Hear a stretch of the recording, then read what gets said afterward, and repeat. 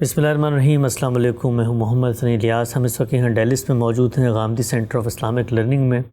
اسنا جو کہ امریکہ میں مسلمانوں کی سب سے قدیم جماعت ہے، اس کا سالانہ کنوکیشن ہو رہا ہے۔ اس کنوکیشن میں کووڈ کے باعث شرکت تو نہیں ہو سکتی، لیکن اس کے منتظمین کی درخواست تھی، خواہش تھی کہ ہم جناب جاوید احمد غامدی صاحب سے اس کنوکیشن کے شرکاء کے لیے کچھ گفتگو ریکارڈ کریں، اور یہ گفتگو امریکہ کے اندر مسلمانوں کو جو درپیش سماجی دینی چیلنجز ہیں اس سے متعلق ہو۔ اس کے لیے ہم حاضر خدمت ہیں اور ہمارے ساتھ تشریف فرما ہے جناب جاوید احمد غامدی صاحب۔ السلام علیکم غامدی صاحب۔ وعلیکم السلام۔ غامدی صاحب، بہت شکریہ آپ کے وقت کا۔ اس وقت آپ کو اسنا کے دنیا بھر میں پھیلے ہوئے لوگ اور امریکہ میں بالخصوص مسلمان کمیونٹی سن رہی ہے۔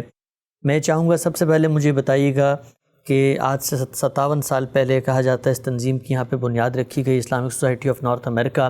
یہ جو مسلمان مغربی ممالک میں آ کر آباد ہوئے اور پھر کمیونٹی کا حصہ بنے، اور انہوں نے اپنی تنظیم سازی کی اور منظم کوششوں کے ذریعے کچھ اپنے مشن، اہداف، تعلیمی، سماجی، لوگوں کی مدد کو آگے بڑھانے کی کوشش کی۔ اس پورے نظریے کو آپ کیسے دیکھتے ہیں، اور اسنا کے حوالے سے خود آپ کے خیالات یا تعارف کیا ہے؟ یہ بڑی غیر معمولی بات ہے، اور اس کی جتنی بھی تحسین کی جائے کم ہے۔ جہاں کہیں بھی آپ جاتے ہیں تو انسانی معاشرت کی ضرورتیں فوراً سامنے آ جاتی ہیں۔ کسی اجنبی دیش میں چلے گئے ہیں، اجنبی معاشروں میں چلے گئے ہیں، ایسی جگہ چلے گئے ہیں جہاں آپ کی روایات، آپ کی تہذیب، آپ کی ثقافت کا پس منظر نہیں ہے، تو وہاں مشکلات پیش آئیں گی۔ وہ مشکلات سماجی بھی ہوں گی، معاشرتی بھی ہوں گی، تہذیبی بھی ہوں گی، اور بعض اوقات نفسیاتی بھی ہوں گی۔ ان سب چیزوں کے لیے یہ بہترین راستہ ہے کہ مسلمان ہوں یا کوئی اور قوم، وہ اپنی کمیونٹی کی تنظیم کرے۔ لوگ جو اس کے ساتھ وابستہ ہیں، جو اسی تہذیب سے تعلق رکھتے ہیں، اسی پس منظر سے آئے ہیں، وہ اپنے معاملات کو نہ صرف یہ کہ سمجھتے ہیں بلکہ ان کو حل کرنے کا بھی ایک خصوصی پس منظر رکھتے ہیں۔ ان تمام چیزوں کو سامنے رکھ کر اس طرح کی تنظیمیں بنانا، ان کے درمیان ربط پیدا کرنا، یہ ایک سے زیادہ بھی ہوں تو اس سے کوئی فرق نہیں پڑتا۔ تاہم مثالی صورت یا آئیڈیل صورت تو یہی ہے کہ مسلمان جہاں بھی جائیں وہاں پر ان کی ایک ہی تنظیم وجود میں آ جائے، کیونکہ اس طرح کی تنظیمات میں کوئی فکری پہلو نہیں ہوتا۔ اس سے مقصود یہ ہے کہ مسلمانوں کو کیا مسائل درپیش ہیں، ان کو ایک کمیونٹی کی حیثیت سے کیا ضرورتیں لاحق ہو گئی ہیں، ان کو سامنے رکھ کے اس طرح کی تنظیمیں بنائی جاتی ہیں۔ تو میرے نزدیک جو تنظیمیں فکری بنیاد پر بنتی ہیں یا جن کے ہاں کوئی نظریاتی مباحث ہوتے ہیں، ان میں تو اتفاق و اتحاد پیدا کرنا بہت مشکل بھی ہے، اور شاید اس کی کوئی ضرورت بھی نہیں ہوتی۔ ان کا معاملہ یہ ہے کہ وہ آپ کے ذہن سے مخاطب ہوتی ہیں، اور اس لحاظ سے مثال کے طور پر مسلمانوں کے اندر مختلف گروہ ہیں، مختلف فرقے ہیں، انداز فکر میں بہت سا فرق ہے، اس کی بنیاد پر تنظیمیں بنتی رہتی ہیں اور ادارے بھی وجود میں آتے رہتے ہیں۔ لیکن مسلمان بحیثیت ایک کمیونٹی کے، مسلمان بحیثیت ایک جماعت کے اپنے کچھ مسائل رکھتے ہیں، جیسے ان کی مسجدوں کا اہتمام کرنا ہے، جیسے نماز روزے کے معاملے میں ان کی رہنمائی کرنی ہے، جس طرح سے حج و عمرہ کے بارے میں ان کی ضروریات پوری کرنی ہے، جیسے تجہیز و تکفین کے معاملات ہیں۔ اگر ان سب ضرورتوں کو سامنے رکھ کے اور ان کی عمومی تعلیم کو مقصد بنا کر، یعنی وہ چیز جس پر کوئی اختلاف نہیں، جیسے ہم عام طور پر کہتے ہیں کہ ابتدائی تعلیم تو براڈ بیس ہوتی ہے، وسیع بنیاد ہوتی ہے، اگر کوئی تنظیم بنائی جاتی ہے تو میں یہ سمجھتا ہوں کہ یہ ایک ناگزیر ضرورت ہے۔ یہ آپ کے علم میں ہوگا کہ ہندوستان میں ہمارے بعض جلیل القدر علماء نے ایک زمانے میں یہ نقطہ نظر پیش کیا تھا کہ اب جب مسلمانوں کا سیاسی نظم ختم ہو گیا ہے تو پورے بر صغیر کے مسلمانوں کا ایک نظم پیدا ہونا چاہیے۔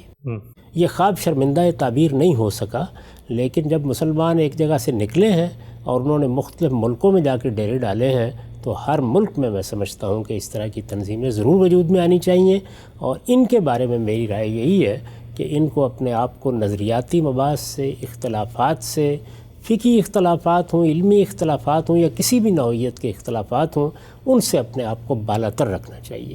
وہ چیزیں یہاں موضوع بحث بننی چاہییں جو پوری کمیونٹی کی ضرورت ہے، جو پوری مسلمان معاشرت کی ضرورت ہے، جو ان کی تہذیبی روایات کی ضرورت ہے، جو ان کے ہاں متفق علیہ تہواروں کی ضرورت ہے۔ ان سب چیزوں کو سامنے رکھ کر اس طرح کا نظم قائم کرنا، یہ میرے نزدیک ایسی ضرورت ہے جیسے ہوا اور پانی ضرورت ہے۔ ٹھیک ہے، ہم سب آگے بڑھاتے ہیں اس موضوع کو۔ یہ بیان فرمائیے گا، اس وقت زیادہ تر آپ کو سننے والے امریکہ میں کوئی مسلمان ہیں، ان کے حوالے سے کچھ سوالات بھی میں آپ کے سامنے رکھوں گا، چاہوں گا کہ آپ کا نقطہ نظر سامنے آئے۔ جو لوگ امیگرنٹس کی صورت میں امریکہ میں منتقل ہوئے، بڑی تعداد میں 60-70s میں وہ اپنی مذہبی تہذیبی روایات کو لے کر یہاں پر آئے، لیکن جو نئی نسل آگے پیدا ہوئی اس کے ہم یہ دیکھتے ہیں کہ کرائسس کی صورتحال ہے، مذہبی رجحانات کے بارے میں ہو، کلچرل اسپیکٹ ہو، تہذیبی پس منظر ہو، لباس، ہر چیز کے بارے میں۔ تو مجھے بتائیے گا کہ والدین یہ پوچھتے ہیں کہ ان مسائل میں ہم بچوں کو کیسے قائل کریں، بچوں کو کیسے سمجھائیں کہ وہ انہی نظریات، انہی آدرش پہ قائم رہیں۔ پہلی مثال میں لے لیتا ہوں ایک ڈریس کوڈ کی۔ ظاہری بات ہے مغربی ممالک کے اندر ہم دیکھتے ہیں کہ جو ہمارا مسلم تہذیبی پس منظر ہے اس سے مختلف ڈریس کوڈ سامنے آتا ہے، تو یہ جو مسلمان والدین یہاں پر آ کر آباد ہوئے ہیں کیسے اپنی نسلوں کو ایک ساتر، ایک محتشم لباس جو کہ ہماری روایت ہے اس کے حوالے سے انہیں قائل کر سکتے ہیں؟ پہلی چیز تو یہی ہوتی ہے کہ والدین جہاں سے بھی آئے ہیں اپنی روایت اپنے ساتھ لے کے آئے ہوتے ہیں، ان کا رہن سہن، ان کا انداز گفتگو، وہ کیسے زندگی بسر کرتے ہیں، اولاد اسی کو دیکھتی ہے۔ تو پہلے مرحلے میں تو میں ہمیشہ یہ کہتا ہوں کہ والدین جو کچھ اپنی اولاد کو بنانا چاہتے ہیں انہیں اپنے گھر میں، ان کی معاشرت میں، اپنی رہن سہن میں وہی بن کے رہنا چاہیے۔ ان کو دیکھیں گے، جب ان کو وہ دیکھتے ہیں تو اس کے بعد جو سب سے پہلی بات ہے اور جو ان کو شاید اپنے ملکوں میں کوئی ایسی ضرورت نہ محسوس ہوتی ہو، وہ یہ ہے کہ وہ خود اپنی تہذیبی روایات کا شعور پیدا کریں۔ یعنی ایک چیز تو یہ ہے نا کہ آپ مراکش میں پیدا ہوئے ہیں، آپ بر صغیر میں پیدا ہوئے ہیں، آپ عرب کے کسی ملک میں پیدا ہوئے ہیں اور آپ نے وہاں کی جو روایات تھیں ان میں زندگی بسر کی ہے، جس طریقے سے ہم خود بخود ان کو اپنا لیتے ہیں، آپ نے بھی اپنا لیا ہے۔ معاشرے میں، سوسائٹی میں جو چیزیں چل رہی ہوتی ہیں ان کے بارے میں زیادہ تردد بھی نہیں ہوتا، لیکن جس وقت آپ کسی دوسری معاشرت میں جاتے ہیں تو پھر آپ جو کچھ اختیار کرتے ہیں یا جس چیز پہ اصرار کرتے ہیں وہ اپنے پیچھے ایک ریزننگ، ایک استدلال چاہتی ہے۔ تو یہ معلوم ہونا چاہیے ہر شخص کو جب وہ کسی دوسری جگہ پر جا رہا ہے کہ اگر اس کی مذہبی روایت ہے تو اس کے پیچھے کیا استدلال ہے، اس کا کوئی تہذیبی پس منظر ہے تو اس کے پیچھے کیا استدلال ہے، وہ اگر لباس کے بارے میں، اٹھنے بیٹھنے کے بارے میں، آداب معاشرت کے بارے میں کوئی خاص چیزیں اپنائے ہوئے ہیں تو اس کی بنیادیں کیا ہیں۔ تو سب سے پہلی چیز تو یہ ہے کہ خود والدین کو اس کا شعور پیدا کرنا چاہیے۔ دوسرے لفظوں میں یوں کہیے کہ اپنے آپ کو اس معاملے میں ایجوکیٹ کرنا چاہیے، اپنی تعلیم کا اہتمام کرنا چاہیے۔ ہمارے ہاں میں نے یہ آپ سے عرض کیا ہے کہ یہ چیزیں بالعموم والدین سے سن کر، معاشرے میں دیکھ کر اپنا لی جاتی ہیں، یہ کوئی بڑا شعوری اختیار نہیں ہوتا، تو اس کو شعوری اختیار میں تبدیل کرنا چاہیے۔ ایک زمانے میں ہمارے بعض اہل علم نے یہ تعبیر اختیار کی تھی کہ مسلمانوں کو اس کی ضرورت ہے کہ وہ شعوری طور پر مسلمان ہوں، یعنی اپنے ایمان کی تجدید کریں۔ تو ایمان کی تجدید یہاں کسی فقہی مفہوم میں نہیں کہا جا رہا، بلکہ اس معنی میں کہا جا رہا ہے کہ آپ نے اپنے آپ کو پہچاننا ہے، اپنی معرفت پیدا کرنی ہے۔ آپ مسلمان ہیں تو کیوں ہیں؟ آپ کا ایک تہذیبی پس منظر ہے تو اس کے کیا احوال ہیں، ان احوال کے لیے آپ کے پاس کیا استدلال ہے، یہ چیز خود آپ کے علم میں ہونی چاہیے۔ ظاہر ہے کہ سب لوگ ایک خاص علمی سطح کے نہیں ہوتے، اس وجہ سے جس حد تک بھی وہ بات کو سمجھ یا سمجھا سکتے ہیں ان کو کوشش کرنی چاہیے کہ اپنے بچوں کو وہ بتائیں، ان کے سامنے اس چیز کو استدلال کے ساتھ رکھیں۔ یہ بات کہ وہ تحکم کے ساتھ یہ چیزیں ان سے منوا لیں گے، شاید اس کا زمانہ گزر گیا۔ یہ چیزیں نہ تو اب ہمارے اپنے ملکوں میں ممکن رہی ہیں اور نہ عالمی سطح پر ممکن رہی ہیں۔ ہم ایک ایسی دنیا میں داخل ہو گئے ہیں جس میں اب ایک تہذیب، دوسری تہذیب، تیسری تہذیب اپنی شناختوں کے باوجود ایک عالمی تہذیب کا حصہ بنتی چلی جا رہی ہے، اور جب یہ صورتحال پیدا ہو جائے تو اس میں آپ کو پھر ہر چیز کے بارے میں یہ بتانا پڑتا ہے کہ آپ اس کو کیوں اختیار کر رہے ہیں، اس میں پھر تحکم کا طریقہ اختیار نہیں کیا جا سکتا۔ اس کے بعد یہ کوشش کرنی چاہیے کہ آپ جس پس منظر سے آئے ہیں، یہ ہو سکتا ہے کہ آپ عجم کے پس منظر سے آئے ہوں، ہو سکتا ہے عرب کے پس منظر سے آئے ہوں، ہو سکتا ہے بر صغیر سے آئے ہوں، آپ جہاں سے بھی آئے ہیں آپ کی جو اسلامی زبان ہے، آپ یہ کہیں گے کہ زبان بھی اسلامی اور غیر اسلامی ہوتی ہے، یقیناً ہوتی ہے۔ یہ کس طرح ہوتی ہے؟ یہ بالکل اسی طرح ہوتی ہے جیسے ہم اپنے ملکوں میں بھی اس کا تقاضا کرتے ہیں کہ لوگوں کو انگریزی زبان سیکھنی چاہیے۔ تو ظاہر ہے کہ اس کی وجہ کیا ہے؟ وہ جدید علوم کی زبان بن چکی ہے۔ جدید علوم کی دوسری زبانیں میں بھی ہیں، لیکن ہم ایک ایسی زبان کا ذکر کرتے ہیں کہ اب نئے علوم اس زبان کی وساطت سے ہم تک پہنچ رہے ہیں، اور ہم اگر ان تک رسائی چاہتے ہیں تو ہمیں بھی اس زبان پر گرفت ہونی چاہیے۔ اسی طریقے سے ہمارا مذہب، ہمارا دین وہ عرب میں آیا، یعنی میری مراد اسلام کی اس صورت سے ہے جو محمد الرسول اللہ صلی اللہ علیہ وسلم کے ذریعے سے ملی ہے۔ یہ تمام انبیاء کا دین ہے اور ہمیشہ سے یہ دین اسلامی رہا ہے، لیکن رسول اللہ صلی اللہ علیہ وسلم کے ذریعے سے جب اس کی تجدید ہوئی اور پھر یہ دنیا کو دیا گیا اور قرآن مجید عربی زبان میں نازل ہوا، خود رسالت مآب صلی اللہ علیہ وسلم نے اس میں خطاب کیا، تو ہمارے علوم کی ابتدا بھی اسی زبان سے ہوئی۔ اس کے بعد دوسرا دور فارسی زبان کا ہے اور پھر اس کے بعد اردو زبان کو یہ حیثیت حاصل ہو گئی۔ بعض دوسری زبانوں کا بھی یہ معاملہ ہے کہ وہ اپنا ایک مذہبی پس منظر رکھتی ہیں، لیکن اگر آپ غور کر کے دیکھیں تو جو کچھ بھی علم وجود میں آیا ہے مذہب کے حوالے سے، وہ بڑے لوگ انہی زبانوں میں لکھنے والے پیدا ہوئے ہیں اور انہی کے ذریعے سے وجود میں آیا ہے۔ تو ان میں سے کوئی ایک زبان اپنے بچوں کو لازماً سکھانی چاہیے۔ یعنی یہ معاملہ اس لیے بھی ضروری ہے کہ آپ اپنا مذہب بتانا چاہتے ہیں، اس لیے بھی ضروری ہے کہ آپ اپنی تہذیب کو منتقل کرنا چاہتے ہیں، اس لیے بھی ضروری ہے کہ اپنی روایات سے ان کو وابستہ رکھنا چاہتے ہیں، اس لیے بھی ضروری ہے کہ انسان کا حافظہ اس کے ماضی سے ترتیب پاتا ہے اور آپ ان کو ماضی سے بیگانہ نہیں دیکھنا چاہتے۔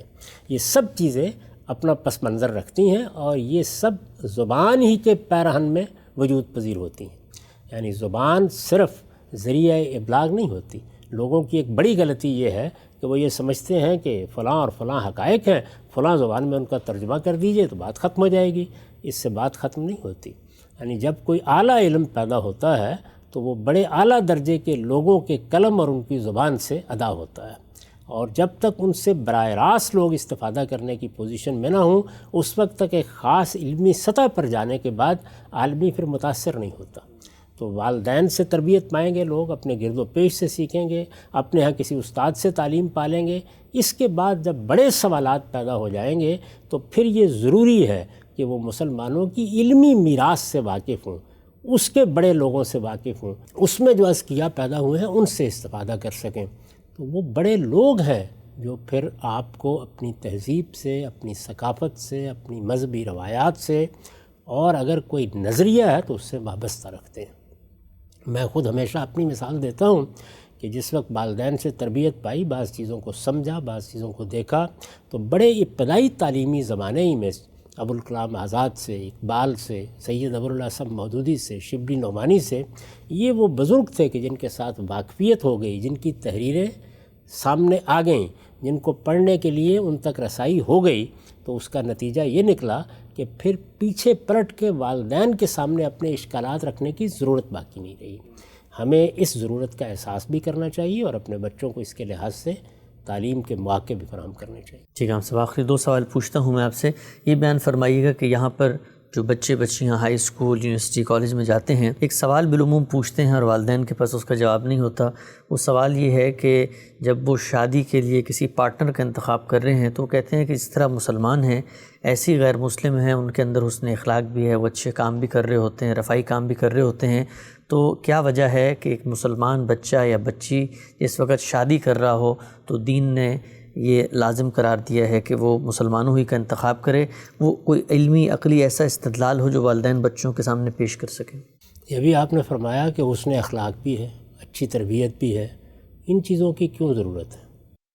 اس لیے کہ یہ کچھ اقدار ہیں جن اقدار پر آپ کوئی مداہنت کرنے کے لیے تیار نہیں ہیں۔ یعنی آپ یہ کہتے ہیں کہ اخلاق ایک ایسی قدر ہے کہ جو اگر ہوگی تو اس کے ساتھ ہی ایک اچھا گھر بنے گا، تو اس کا مطلب یہ ہے کہ حسن اخلاق آپ کے لیے مسئلہ ہے، آپ اسے قدر سمجھتے ہیں، اسے آپ تلاش کرنا چاہتے ہیں، اسے زندگی کی ضرورت قرار دیتے ہیں۔ یہی معاملہ مذہب کا ہے۔ اگر مذہب آپ کا مسئلہ ہے، اگر آپ یہ سمجھتے ہیں کہ مذہب کی بنیاد پر فیصلہ ہونا ہے اور یہ فیصلہ قیامت میں ہونا ہے، اور میرے بچوں کو بھی کسی مذہب کا پابند رہنا ہے، اور میری معاشرت کو بھی کسی مذہب کے سانچے میں ڈھلنا ہے، تو اس کا مطلب ہے مذہب آپ کا مسئلہ ہے۔ اگر مذہب آپ کا مسئلہ ہے تو پھر وہ بیاہ میں بھی، نکاح میں بھی آپ کا مسئلہ ہونا چاہیے۔ یہ تو بالکل ایک سادہ علمی چیز ہے، اس طرح دیکھنا چاہیے اس کو۔ یعنی میں جن چیزوں کو اہمیت دیتا ہوں، جو میرے لیے مسئلہ ہوتی ہیں، جن کو میں اپنے کنسرن کا ذریعہ سمجھتا ہوں، ان کے بارے میں دیکھتا ہوں۔ یعنی میں دیکھوں گا کہ نا کیا اقدار ہیں دوسرے آدمی کی، مجھے شادی کرنی ہے، مجھے نکاح کرنا ہے، مجھے گھر بسانا ہے، یہ زندگی بھر کا فیصلہ ہے، میری اولاد ہونی ہے، اس نے تربیت پانی ہے۔ تو اصل میں مسئلہ یہ ہے کہ بچوں کے لیے مذہب کوئی ریلیونٹ چیز نہیں رہی۔ وہ ان کے ساتھ، ان کے افکار کے ساتھ، ان کی زندگی کے ساتھ، ان کے فکر کے ساتھ متعلق نہیں رہا. وہ والدین کو دیکھتے ہیں کہ وہ انہیں زبردستی ایک مذہب کا پابند رکھنا چاہتے ہیں، اور اس میں پھر ان کے سامنے یہ سوال پیدا ہوتا ہے کہ یہ ہماری محبت میں اور ہماری پسند کے راستے میں مذہب کو کیوں رکاوٹ بنا کھڑا کر دیا گیا ہے. تو اس لیے یہ سوال اس وقت تک سامنے آتا رہے گا جب تک کہ ہم اپنے بچوں کے سامنے مذہب کو اس طرح پیش نہیں کریں گے کہ وہ حسن اخلاقی کے طریقے پر ان کا ذہنی، فکری، تہذیبی مسئلہ بنے. جب وہ مسئلہ بن جائے گا تو وہ یہ سوال نہیں کریں. ٹھیک ہے صاحب، اس پہلو پہ بھی روشنی ڈالیے گا کہ کیا مسلمانوں کو امریکہ کی لوکل پالیٹکس، یہاں کی جو نیشنل پالیٹکس ہے اس میں انوالو ہونا چاہیے. ایک عذر یہ پیش کیا جاتا ہے کہ ظاہری بات ہے چند بڑی جماعتیں موجود ہیں، ان جماعتوں کے اپنے مینیفیسٹو ہیں، اور ان مینیفیسٹوز میں سے بعض ایسی چیزیں موجود ہیں جو خلاف اسلام بھی ہوتی ہیں. تو اب اگر کوئی شخص ان پارٹیز کا حصہ بن کے لوکل پالیٹکس میں متحرک ہوتا ہے تو کوئی دینی لحاظ سے کوئی سوال تو نہیں ہے اس میں؟ ضرور ہونا چاہیے. میں آپ سے عرض کرتا ہوں کہ آپ جن ملکوں میں جاتے ہیں، آپ نے جب ان کی شہریت حاصل کر لی تو ان کو اپنا ملک سمجھیے. اس زمین سے آپ کا تعلق پیدا ہونا چاہیے، اس ملک کے ساتھ آپ کی وفاداری ہونی چاہیے، آپ اس کی ترقی کے لیے سوچیں. اور جب آپ یہ ساری چیزیں اپنے پیش نظر رکھیں گے تو پھر اگر آپ کے اندر سیاسی ذوق ہے تو آپ سیاست میں بھی ضرور حصہ لیں گے. ہمارے ہاں تو بہت سے لوگ اپنے ہی ملکوں کی سیاست سے وابستہ رہتے ہیں اور ذہنی لحاظ سے وہیں جیتے ہیں. ان کو جس زمین کا انہوں نے انتخاب کیا اس سے متعلق ہونا چاہیے، وہاں کی سیاست کو سمجھنا چاہیے، وہاں کے احوال کو سمجھنا چاہیے، اور ان پارٹیوں میں بھی جانا چاہیے. ان ملکوں میں جہاں جمہوریت ہے اس اصول کو مانا جاتا ہے کہ آپ اختلاف رائے کے ساتھ رہ سکتے ہیں. اپنا اختلاف رائے بیان کیجیے، اور اگر آپ کی بڑی تعداد ہو جائے گی تو وہ پھر اس منشور پر بھی اثر انداز ہونا شروع ہو جائے گی، وہ اس کے تہذیبی نتائج پر بھی اثر انداز ہوگی. آپ غیر متعلق ہو کے بیٹھے رہیں گے تو پھر اس کے صرف نتائج عواقب بھگتتے رہیں گے، اس میں آپ کا کوئی حصہ نہیں ہوگا. اس وجہ سے میرے نزدیک تو جن لوگوں کے اندر بھی سیاست کا ذوق ہے انہیں ضرور حصہ لینا چاہیے. ٹھیک ہے صاحب، آخر میں ایک پیغام میں آپ سے چاہوں گا اور اسی پیغام پہ ہم خاتمہ کریں گے. ہمارے دین نے اخلاقی لحاظ سے اور آفاقی لحاظ سے تمام چیزوں کا احاطہ کیا ہے، لیکن جو مسلمان مغربی ممالک میں آتے ہیں، یہاں کے معاشرت، یہاں کی تہذیب سے بھی آپ کو لگتا ہے کہ مسلمانوں کو کچھ چیزیں سیکھنی چاہیے؟ اگر وہ ہیں تو وہ کیا چیزیں؟ وہ آئے اس لیے ہے کہ ان کے لیے کچھ کشش ہے یہاں پہ. یعنی ان معاشروں نے کس طریقے سے اپنا سفر طے کیا ہے، یہ مختلف مراحل سے کس طرح گزرے ہیں، جو کچھ ان کا ماضی تھا اس سے انہوں نے کس طرح نجات حاصل کی ہے. ان کے ہاں جب رینیسنس ہوا اور اس میں ایک احیاء علوم کی صورتحال پیدا ہوئی تو کیا نتائج نکلے ہیں. جدید علوم نے، اسی طریقے سے ایجادات نے، اسی طریقے سے جدید علوم کے بعض اکتشافات نے ان کے ذہن پر کیا اثرات کیے ہیں، وہ اثرات ہمارے معاشروں تک کیسے پہنچتے ہیں.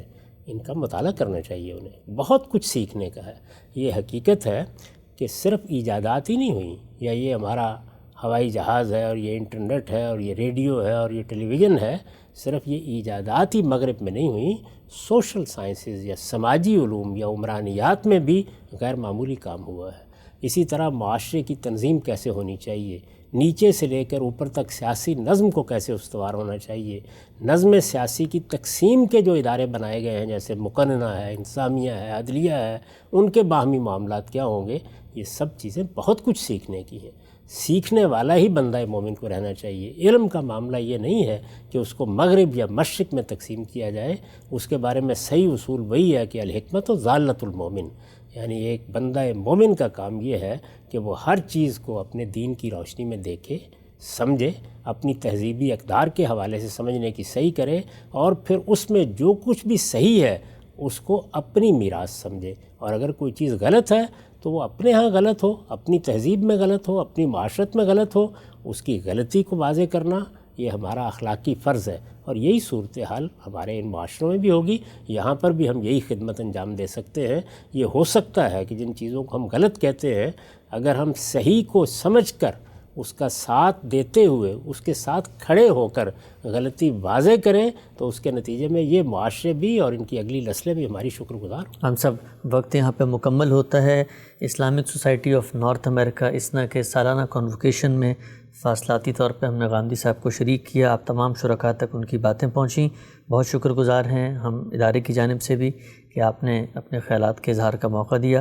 انشاءاللہ کبھی موقع ملا تو براہ راست بھی ہم غامدی صاحب کو اس کنووکیشن میں سنیں گے. ہم سے بہت شکریہ آپ کے وقت کا. اچھا.